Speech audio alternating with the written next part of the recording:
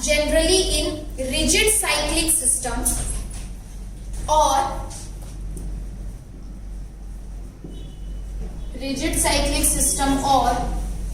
sometimes acyclic substrate, migrating group and leaving group should be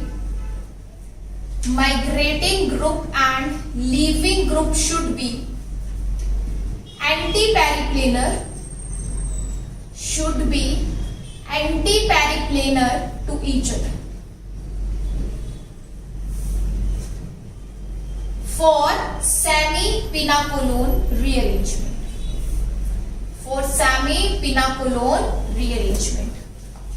सेमी-पिनाकोलोन rearrangement में दो बातों के लिए यहाँ पे फोकस करने को कहा गया है. फर्स्ट इज माइग्रेटिंग ग्रुप और माइग्रेटिंग बॉन्ड.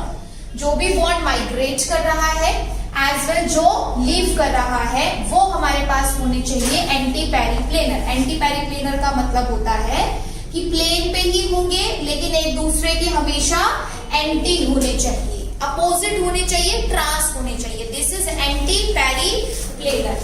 अगर आपके पास जो माइग्रेटिंग ग्रुप है और जो लिविंग ग्रुप है ऐसे है तो बढ़िया, लेकिन माइग्रेटिंग ग्रुप और लिविंग ग्रुप अगर दोनों की ओरिएंटेशन एक ही तरफ है तो इसमें कुछ केसेस में हमारे पास ये रिएक्शन रिजिड सिस्टम में होने से मना कर देती है.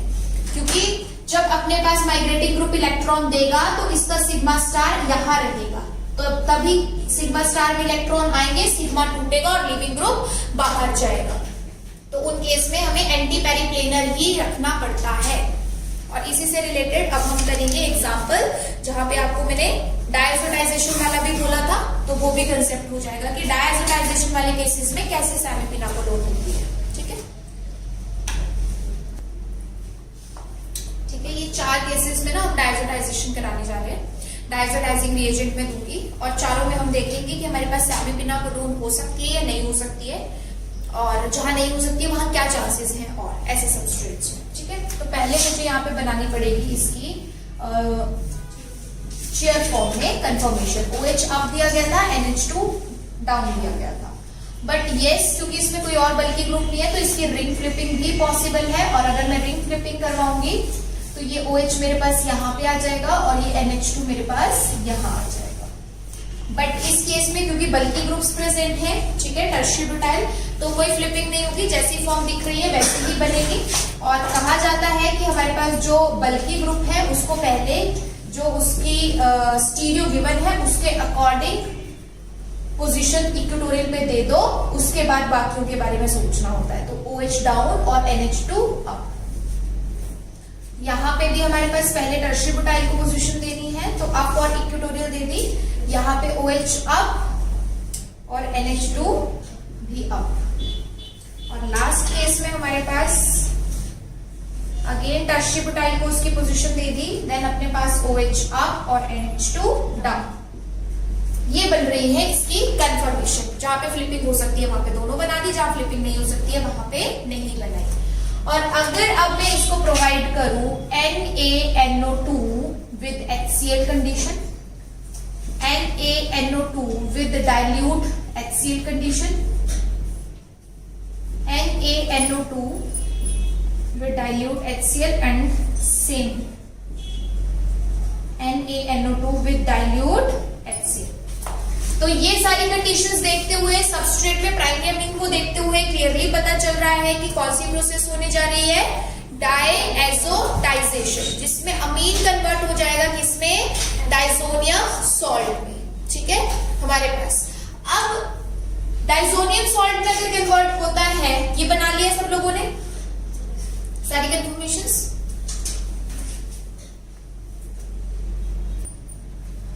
सो यहाँ पे क्या होगा, जब ये डाइजोटाइजेशन की प्रोसेस होगी तो अल्टीमेटली ये बन जाएगा N2 पॉजिटिव. तो मैं इसी में बना रही हूँ N2 पॉजिटिव, आप एरो के आगे बना दीजिएगा N2 positive and here also N2 positive. तो ये जो डायजोटाइजेशन का काम था वो अपने पास हो गया यहाँ पे. और डायजोटाइजेशन के बाद हमें ये मिला. तो इसमें हमारे पास क्या मतलब चीजें हैं जो ध्यान में रखने वाली हैं. वो ये कि पहली बात तो कि जब भी साइक्लोहेक्सेन का क्वेश्चन आएगा, पहली बात जब भी साइक्लोहेक्सेन का क्वेश्चन आएगा, आपको बताया गया है कि वो क्वेश्चन आपने चेयर फॉर्म के थ्रू ही करना है। बहुत सारे ऐसे कंसेप्ट होते हैं जो हमें इसकी स्टीरियोकेमिस्ट्री के चेयर फॉर्म में नजर आते हैं लेकिन प्लेनर में नहीं नजर आते, इसलिए जब भी साइक्लोहेक्सेन से रिलेटेड क्वेश्चन आएगा वो आप करोगे चेयर फॉर्म में ड्रॉ करने के बाद। अब देखो पहले क्वेश्चन में मुझे करवानी है क्या, सेमीपिनाकोलोन, इन केस मुझे लग रहा है क्योंकि उसमें भी ऐसा होता है एक पोजीशन पे OH, अगली पोजीशन पे लिविंग ग्रुप। बट क्या बोला गया है कि जो माइग्रेट करने वाला ग्रुप है, अब देखो ऑक्सीजन अपने यहाँ इलेक्ट्रॉन देगा, ध्यान से सुन लो, पहले पेन छोड़ दो सब लोग, समझो उसके बाद नोट करना, जो समझने वाला स्टेप है उसमें ध्यान दिया करो अच्छे से। तो ऑक्सीजन यहाँ पे जब अपने इलेक्ट्रॉन देगा, इस पोजीशन में से कोई एक कार्बन माइग्रेट करेगा, कोई एक बॉन्ड माइग्रेट करेगा। अब लिविंग ग्रुप इसके साथ आगे जुड़ा है तो इसको तो मैं तोड़ नहीं सकती, इट मींस कौन सा जाएगा, ये वाला बॉन्ड माइग्रेट करेगा।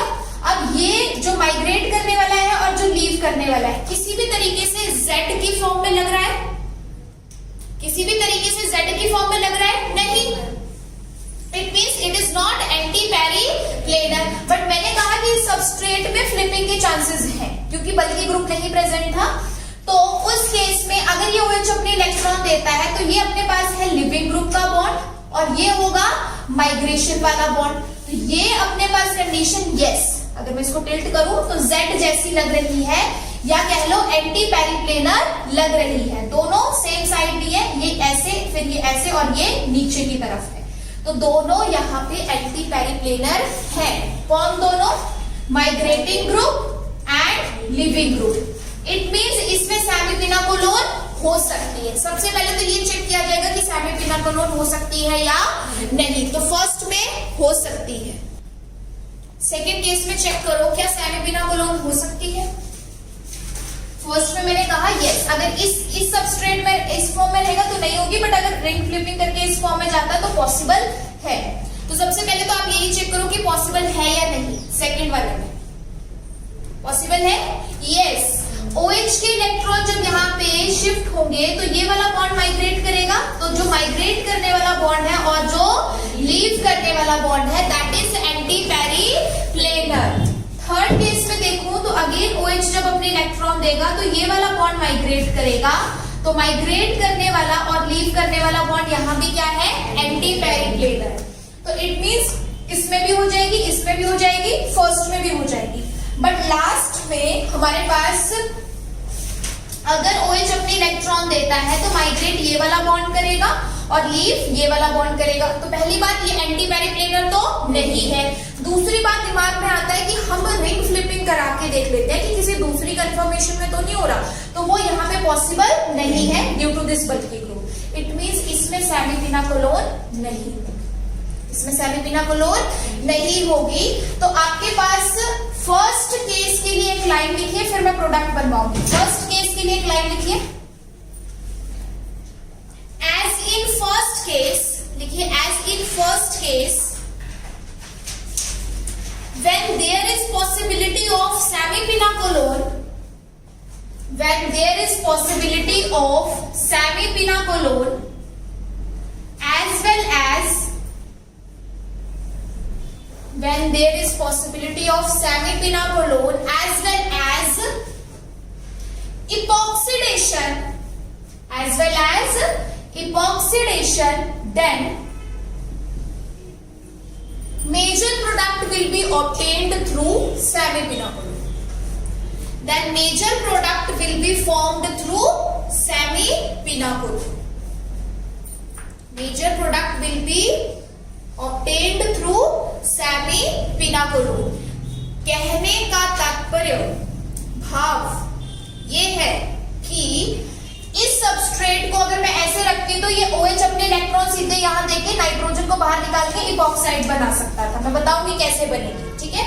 बट अगर रिंग फ्लिपिंग कराई तो सेमीपिनाकोलोन हो रही है, तो ये सबस्ट्रेट ऐसा था जिसमें सेमीपिनाकोलोन के चांसेस भी हैं और इपॉक्सिडेशन के भी है। तो अगर कोई सबस्ट्रेट ऐसा मिलता है जिसमें दोनों के चांसेस होंगे तो major product will be obtained according to सेमीपिनाकोलोन।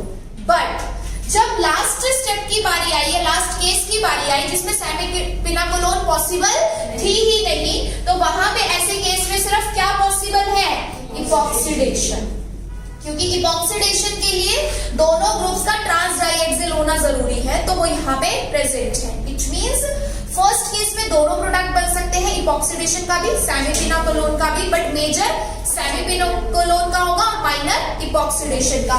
Second और थर्ड में कंप्लीटली सेमीपिनाकोलोन, फोर्थ में कंप्लीटली इपॉक्सीडेशन। यस, अब बनाते हैं हम इसके प्रोडक्ट्स।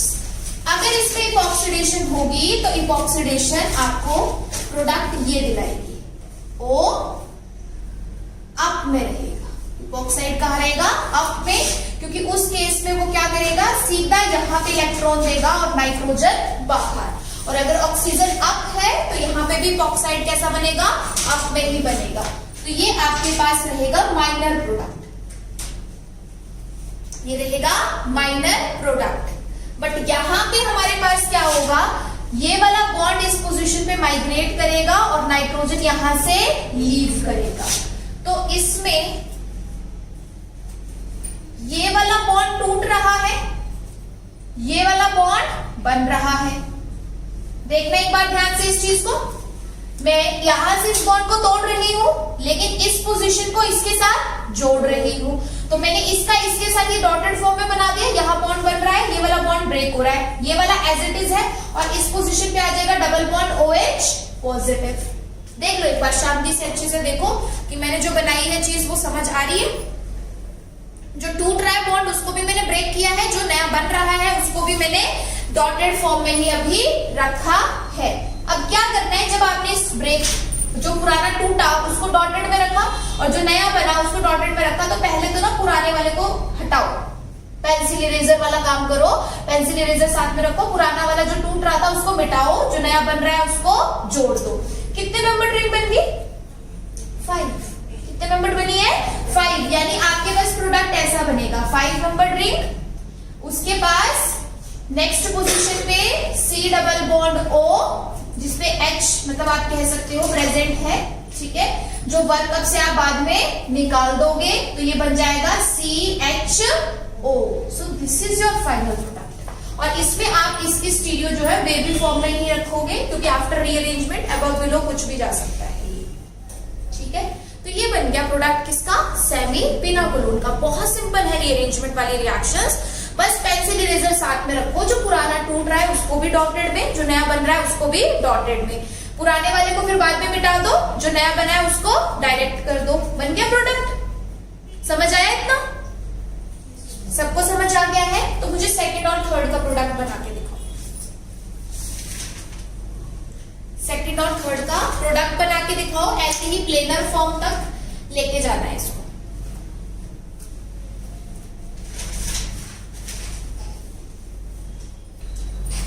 तो यहाँ पे हमारे पास सेकंड और थर्ड में सेम प्रोडक्ट बनेगा।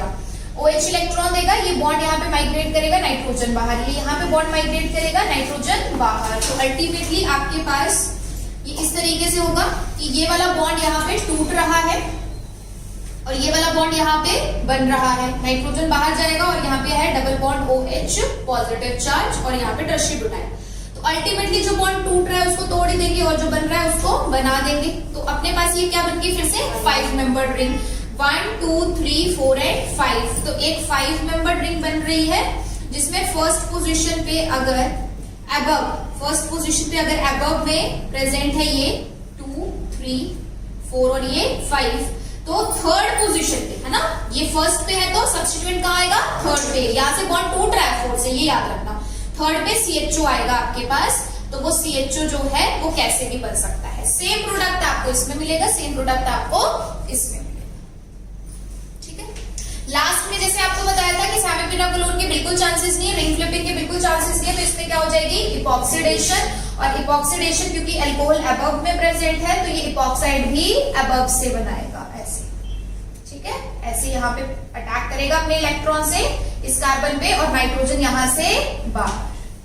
सो इपॉक्साइड आपके पास ये ऐसे बनेगी, जिसमें दोनों बॉन्ड अप वाले होंगे। इपॉक्साइड 3 मेंबर्ड रिंग होती है कंटेनिंग ऑक्सीजन। तो इन चारों एग्जांपल्स को एक साथ कराने का मतलब क्या था कि आपको बिल्कुल क्लियर क्लियर रहे कि कहाँ पे हमें सेमीपिनाकोलोन करवानी है और कहाँ पे नहीं करानी है, कहाँ पे दिए गए प्रोडक्ट को as it is chair form में बदल के देख लेना है और कहाँ पे रिंग फ्लिपिंग भी करवानी है।